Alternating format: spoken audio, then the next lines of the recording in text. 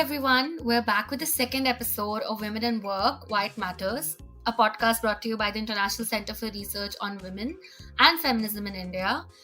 We are your hosts. I'm Purnima. And I'm Nilanjana. And today we're going to be talking about domesticity and domestic work. So, Nilanjana, when I was thinking about today's episode and the fact that we're going to be talking about domestic work, I couldn't help but think about how in my home, domestic work is definitely, of course, considered a woman's job. Something that is expected to be done by my mother, my sister, or I. But it is also so deeply gendered that even when, say, a guest has come to my home, and the only two people at my home are my brother and I, my brother would come back and ask me to give the guests a glass of water or make tea for them or basically, take care of them. It is that gendered. Yes, Purnima, I can totally relate to that. I've had a similar experience at home.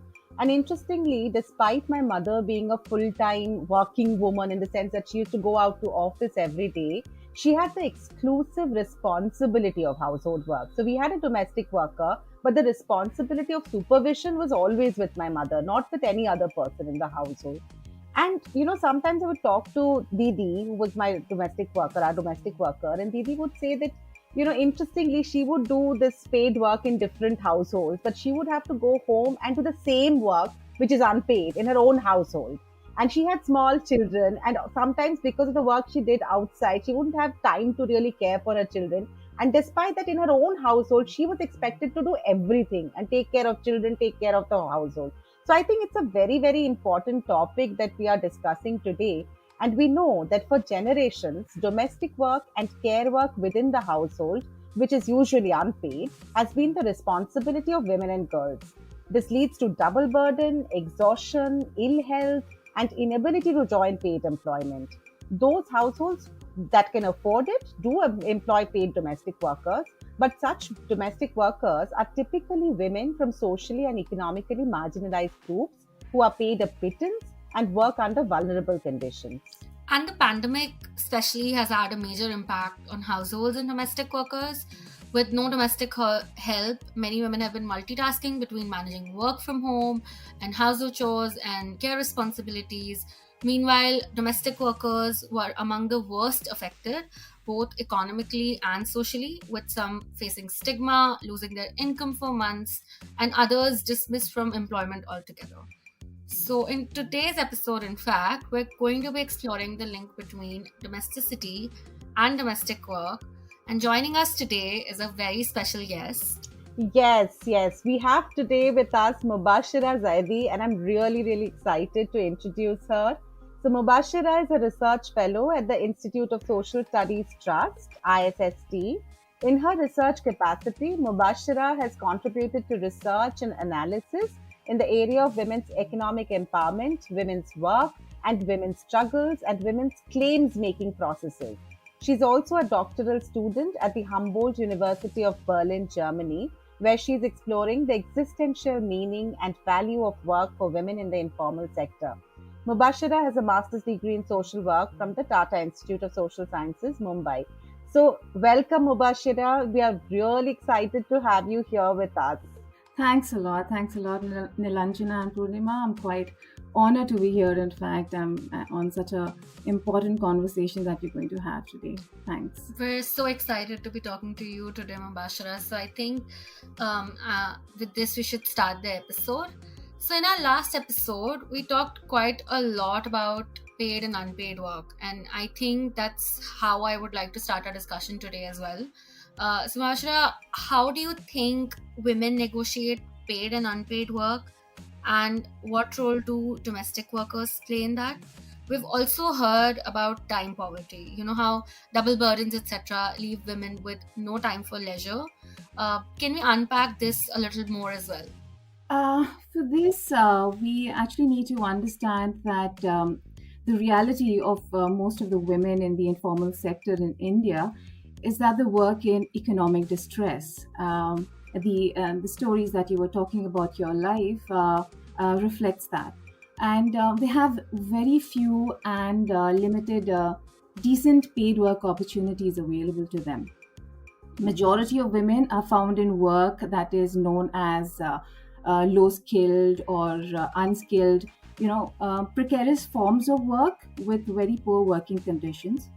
And we also know how the social structures, defined not only by gender, but caste, culture, religion, migrant status, so on, also have a bearing on the kind of work that is available to a woman. And their bargaining or their negotiating power is also defined by these economic and social circumstances. At the other end of the continuum is the unpaid work and care work that women are primarily responsible for and undertake for their own household. So women belonging to the informal sector usually live in lower income settlements, may not even have affordable or easily accessible or quality public services that increases the burden of providing care to their own families. So women, you can imagine, are stretched at both ends, of the spectrum, often not recognized enough for their contribution and lacking the support structures that they could fall back on.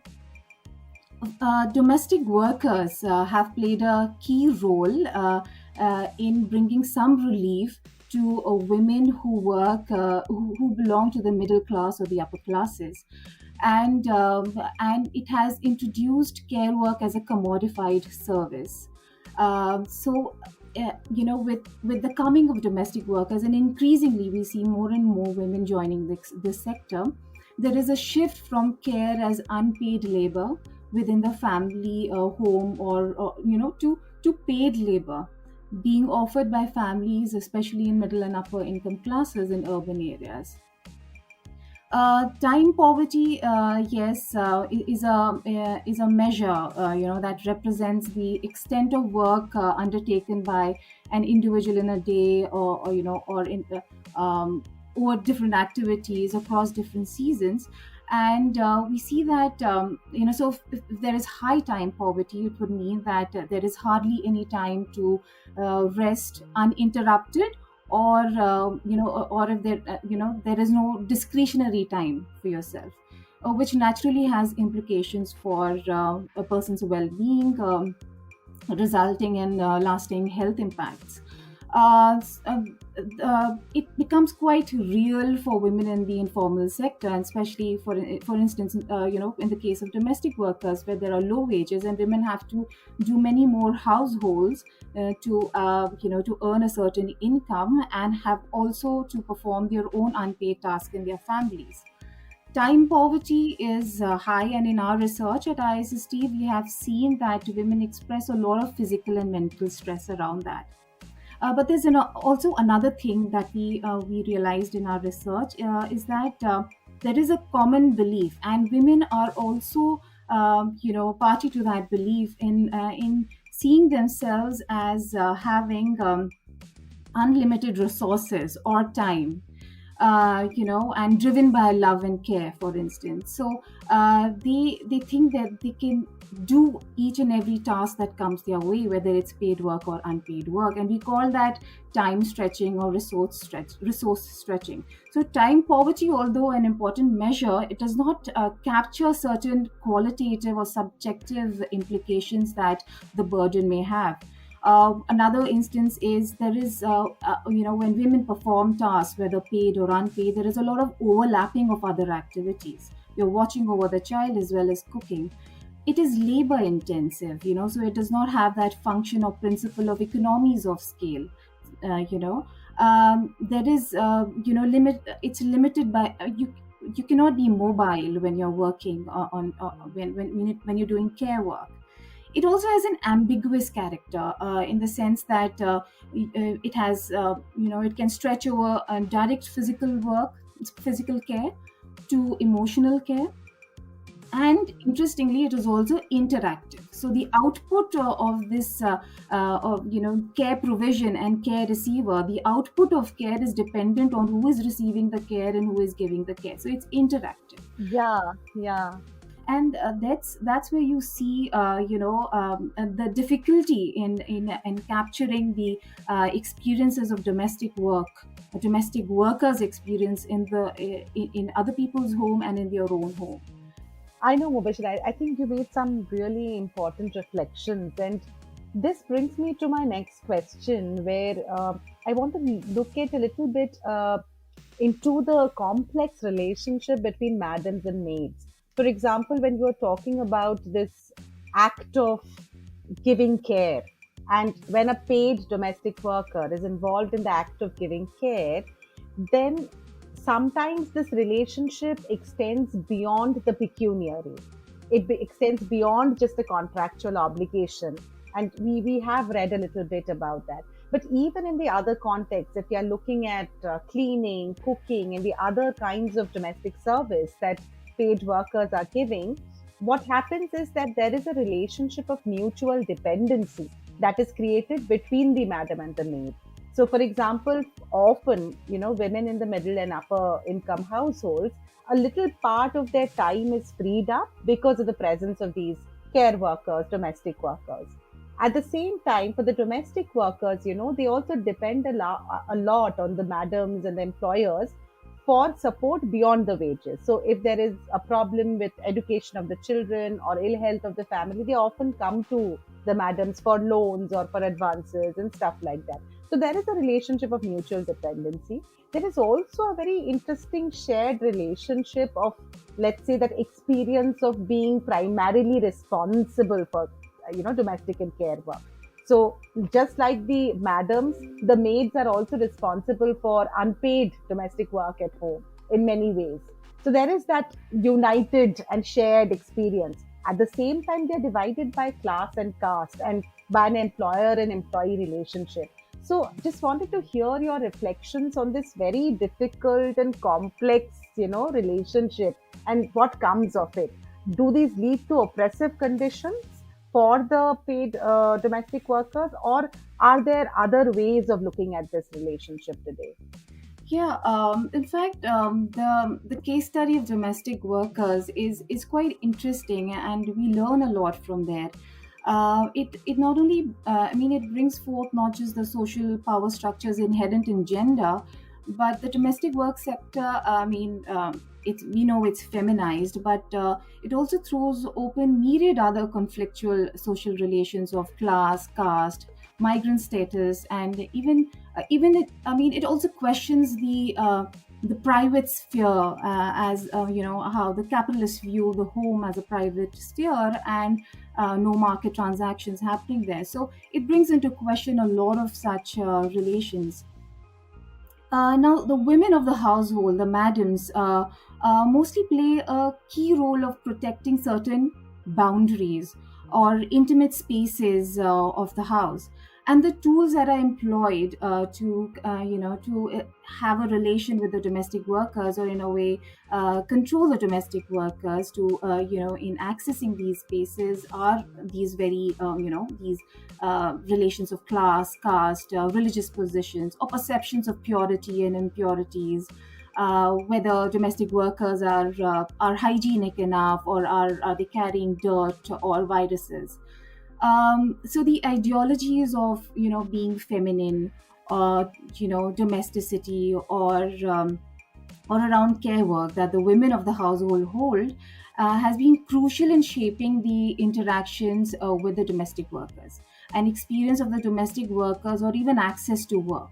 So, in our interactions with domestic workers during our research, this more than the negotiations on wage or how skilled you are, these are the kind of things that they do share with us. The idea is that the domestic workers have to be trained or brought to the level of the household for the care tasks that are to be performed.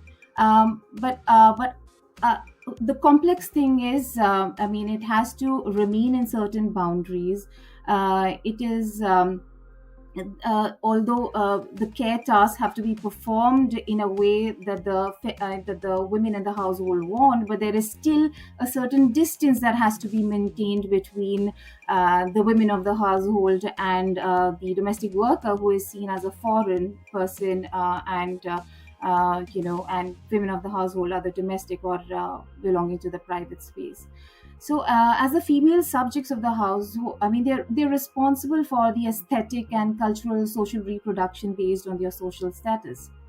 In this interaction between the employer and the domestic worker, what is brought into question is this unskilled nature of domestic work or care work, which we say it's found naturally in all women. And we see here how each household is training that same woman again in the care tasks that are to be performed in each household. It also points out to the character of the care work, which is, which I was saying, it's interactive between the care provider receiver. The tools that domestic workers have are also the same. That they employ in their negotiations with the women of the household. Of course, it is the knowledge and the skill of performing these tasks, but also these symbolic markers of who is a good domestic worker. So honesty, obedience, cleanliness, quick learning abilities, and also other caste-based or cultural and religious expectations. Um, Also, we have seen that the language of worker rights or strategies of collectivization, which is slowly seeping in, but are still not used that much when domestic workers engage with their employers. Uh, and they're more prominent when they are migrants rather than live in. In fact, in our research, we have not been able to reach out much to the live-in domestic workers, but especially the migrants or live out domestic workers. So this, like you said, it's a very complex relationship. And It's really interesting. Although there is this dependency between the two sets of people, we haven't really had a chance to do our research with a lot of women in the upper or middle class homes to discuss how they see the domestic workers. But the domestic workers themselves see this as a patronizing sort of a relationship. For example, in one of our COVID studies where we wanted to understand the impact on domestic workers, one of the domestic workers shared with one of our researchers that they called me beta, daughter. And when it came to, no jobs or no income, and I was suffering, my family suffered, there wasn't enough care. I was not considered their beta. So, what is this relationship that I have with them? So, it's a matter of convenience. I feel for the employees of the employers basically to use domestic workers as semi-family members when it comes to these are informal ways of controlling domestic workers rather than establishing a long-term beneficial relationship. That was very insightful, Mubashira. And speaking of domestic work being perceived as feminized labor, I think, Nilanjana and Mubashira, you'd be surprised to know that around 1 in every 7 additions to the female workforce is actually a domestic worker. And domestic workers are covered under the unorganized sector, so they don't have regularized working hours as well as minimum wages or other social protection mechanisms.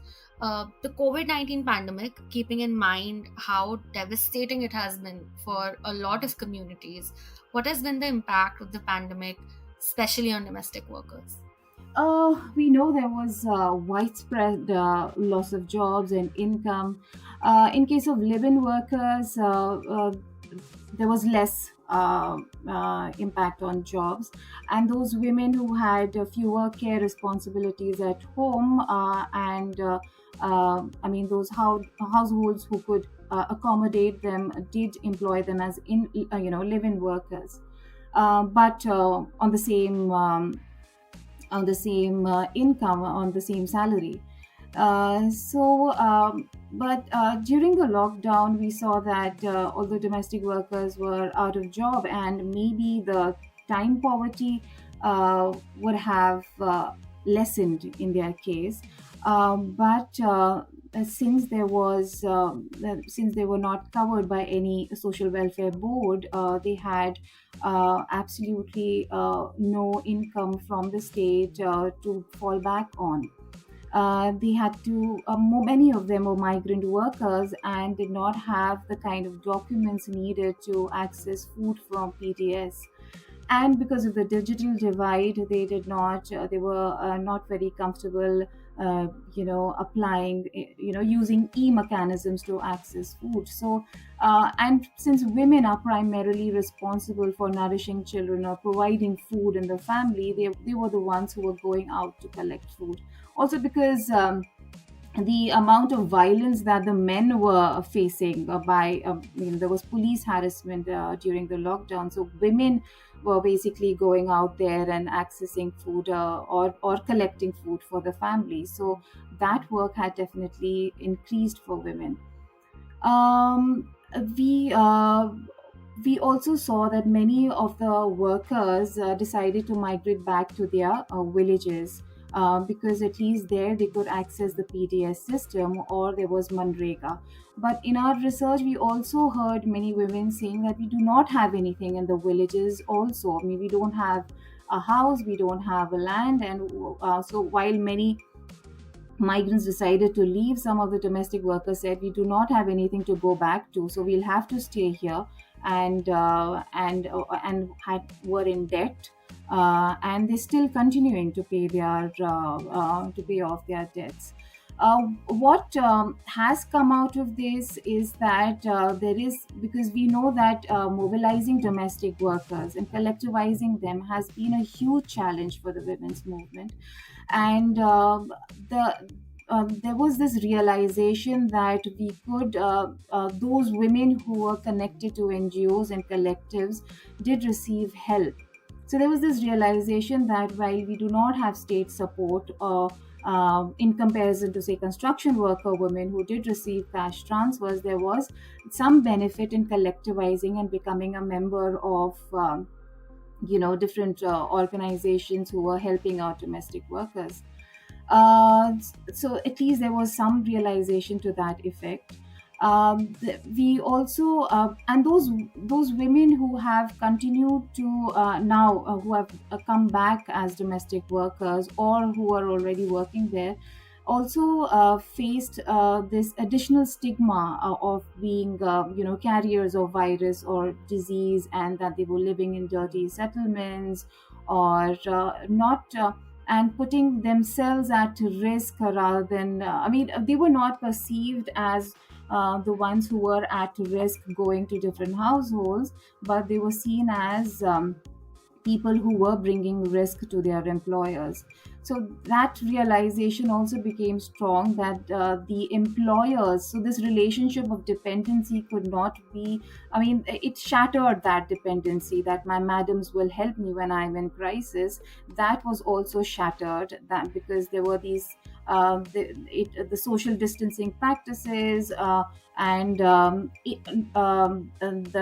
the loss of job and income, and the fact that the madams could not come in, or the households could not come and provide that continued help. This shattered their belief that there is this dependent relationship, and I could be helped with kind and stuff like that. So it, in a way, it was a greater realization for domestic workers, for the women's movement themselves, to collectivize them further. Also, the e-shram portal, for example, that has come up, has also has also identifies the domestic workers as one sector that needs recognition and registration. So there are certain things that the plight of domestic workers actually unfortunately now helped recognize their status, and that there is a need of legal recognition and social security. Thanks, Mubashira. I think that's really important to know. And like, I feel that COVID has actually brought forth a lot of realizations. For example, you said that at one point this whole facade of mutual dependence has also been broken, and it also enabled, I think, greater collectivization efforts. At the other end of the spectrum, many households which were very much dependent on these part-time live-out domestic workers, during the entire lockdown period, when these domestic workers could not come to these households, or later, because domestic workers were, as you said, perceived as carriers of virus, they were not allowed to come to these households. In that context, these households had to manage all the domestic work and care work by themselves. And at the very first instance, what happened was that all the madams or the women of the household had to take on the entire burden. But in some cases, what also happened was the men of the household and the other members of the household also came forward, or maybe could be expected to come forward to share this work. And this at least visibilized the importance of domestic and care work. So, in your research and in your experience, what do you think in during the COVID period? Do you think that there was a greater sharing of household work between women and men? And what is specific to this idea of masculinity that actually makes men feel that this is not our work?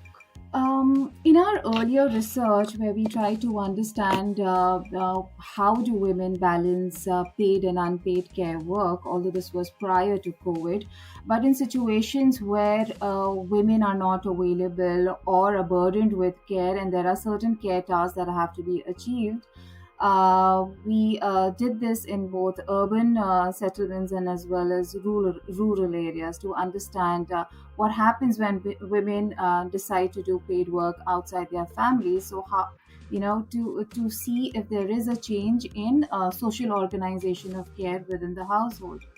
We realize there are certain situations in which or there are certain spaces where negotiations happened. One was childcare. We realized that men of the family were more willing to contribute their time to childcare. And so there was a space there to negotiate and demand greater contribution there. So childcare was something that the men were still willing to do for children, although the quality of care or direct care differed. So while men were willing to do simple tasks, say cooking rice instead of rotis, for instance, or preparing noodles rather than something else. So, but there was this space of negotiation which could be widened. Also, the structure of family plays a key role. If the family is nuclear, the woman had a greater bargaining power in the family. Also, gender composition. If there were a greater number of women in the household, and there was a greater sharing that happened, and of course, so then the contribution of men was the same as before, but there was a greater sharing of work that happened within the family. But that would also mean that girls or younger girls, or there was higher sibling care or unpaid burden of performing the task in the family on girls. um, uh, we so this is our research on informal sector families.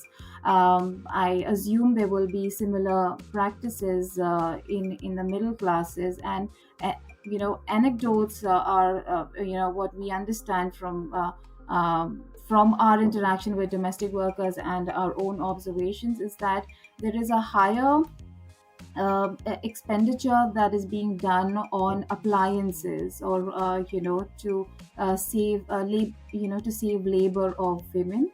So for example, roti makers or microwaves and things that will, or even dishwashers.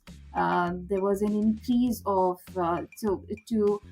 so it wasn't like the men then decided to wash dishes. They would probably spend more in buying such appliances that would help care work within the family.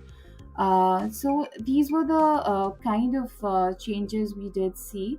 Of course, we still don't know whether in case of informal workers, whether you know public facilities and services improved, because that was a huge issue during the lockdown, and or crash facilities, and because the crash facilities are still and is a huge issue for the informal sector workers, and even for upper and middle classes, and that has not opened. So childcare is something that can, I mean, the appliances cannot do care of children, and the crashes are closed down. So the men did contribute more in terms of watching over the child, and or the elderly and sick in the household. But uh, things like cooking and cleaning were still tasks of women. And gender norms are some things that is a thing that is really sticky, and yeah, I mean, there are ways to uh, change power dynamics, but hardly, no, I mean, it hardly shifts. Yes, Mubashira, all that you say, I mean, resonates so much with whatever we have also seen, I think, personally around us, even in middle class households. And by the way, this has been a fantastic discussion, and I think we've learned so much and we've covered so much ground. And I was really struck, for example, in the beginning of our discussion when you talked about time stretching as a concept, and it's not just time poverty, but sometimes there is this much that has to be done, and no matter what, you have to stretch time somehow to accommodate all that you have to do, and you're constantly multitasking. And I think this leaves people physically and mentally exhausted, and that does leave a mark as you grow older. This continuous exhaustion of every day. And interestingly, this is a job which has no holiday, so it's every day and 24/7.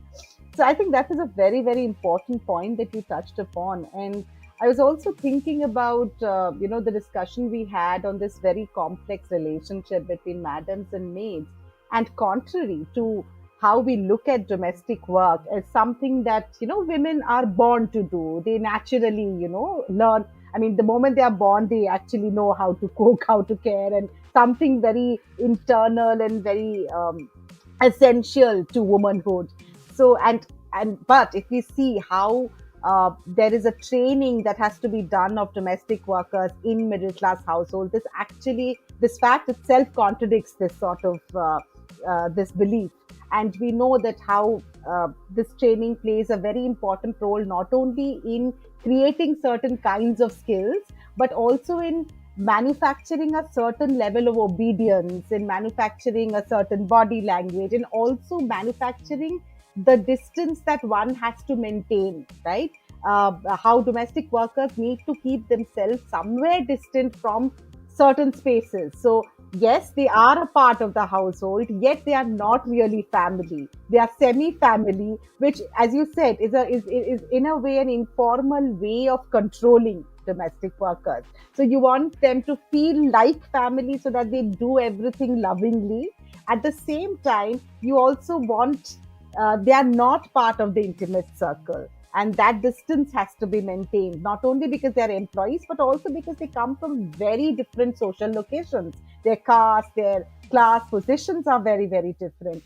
And you also said that, sometimes, I mean, I remember during my own research with domestic workers, many of them saying कि नहीं नहीं वो तो हमें बहुत प्यार करते हैं, हमको बेटी मानते हैं, हमको दीदी बुलाते हैं, या that. And I think COVID has been an eye opener, because in so many households, that, as you have shared, that mutual dependency, or the fact that many of the domestic workers also realize that no, we are not getting this support. So actually, it is not a relationship of care. We are not a family together, because they are not really supporting us in the most difficult times of our life, and we are actually not being paid even our wages. We are not being allowed to come into these households. We are being seen. We are being stigmatized. So there has been that disillusionment, and that probably, as you also pointed out, will help in the evolution of that language of rights.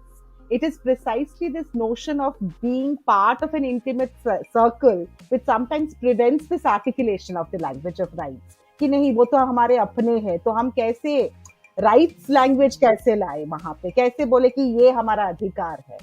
So I think this sort of this resolution, this understanding or this realization that no, there it is a contractual relationship. We do, and they have not really cared for us like family. So it is important for us to at least assert our rights, and this may help in the future collectivization process. And yeah, I think the final points, and again, I was really thinking about the 100 years of feminist history and how, whenever we talk about reorganization of, say, domestic and care work between men and women, or how every member of the family needs to participate in this process, the quick fix solution becomes technology. Yeah, okay, there's too much burden on you. Okay, let me get a pressure cooker. I remember those ads in my childhood, jahan pe, there used to be this ad where the husband, the ad said that if you love your wife, you should gift her a pressure cooker. So ultimately, the responsibility is the wife's. But if you want to ease her burden, give her a pressure cooker. Now it's the dishwasher or the roti maker or whatever it is. But yes, as you also said, that perhaps in certain contexts, there has been a greater negotiation, especially with respect to childcare. At least people have started speaking about this. There is a cognizance that this is the reality and we need to talk about it. This is a very, very important work. So, yeah, on that note, I just want to say it's been so wonderful. I wish we could go on, but we are at the end of the episode. So, thank you so much for all your insights. And in the next episode, actually, we'll be discussing a little bit more about informal sector because, as you said, a lot of these workers are actually part of what we call the informal economy, where there are no social security mechanisms, where often minimum wages are also not assured. There is no security of jobs. And for many of these households, the conditions of work become extremely critical for their very survival. So I think in the next episode, we'll unpack a little bit more in detail about the informal economy. Yes, and thank you so much. But before we end today's episode, I would just like to take a moment again to thank you, Mubashira, for joining us today and giving us a chance to talk to you.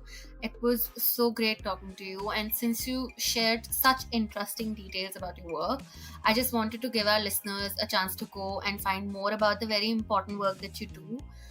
So where can they do that? Yeah, first of all, thanks to you too. It's been, especially the reflection that you shared, Nilanjana, in the end, I think was excellent, and it shows your own experience and knowledge behind this. More information, you could definitely look at our website, which is www.isst.org. ISSTindia.org, and then we also have a new Twitter handle of ISST and also a Facebook page. So we have most of our publications up on the website though. Great. So to everyone listening, if you've enjoyed today's episode, which I'm sure you have, you now know where you can find more about Mubashira's work. And before we go, just a small reminder, don't forget to subscribe to Women in Work, White Matters on your favorite podcast streaming platforms. We will meet you again in the next episode, like Nilanjana mentioned, where we will talk about the informal economy and find out how it relates to women in work. The Women in Work White Matters podcast series is part of the Rebuild COVID-19 and Women in the Informal Economy project. The study is being carried out in Kenya, Uganda, and India by the International Center for Research on Women, with support from the Bill and Melinda Gates Foundation and the International Development Research Center. This podcast is brought to you by the International Center for Research on Women, ICRW, and Feminism in India, FII. You can find more about ICRW's work on their website, that is www.icrw.org/Asia, and find them on Twitter and Facebook at ICRW Asia. You can also find more about FII on www.feminisminindia.com or follow FII on Twitter, Facebook, and Instagram at Feminism in India. So thank you so much for joining us today. We'll see you in the next episode.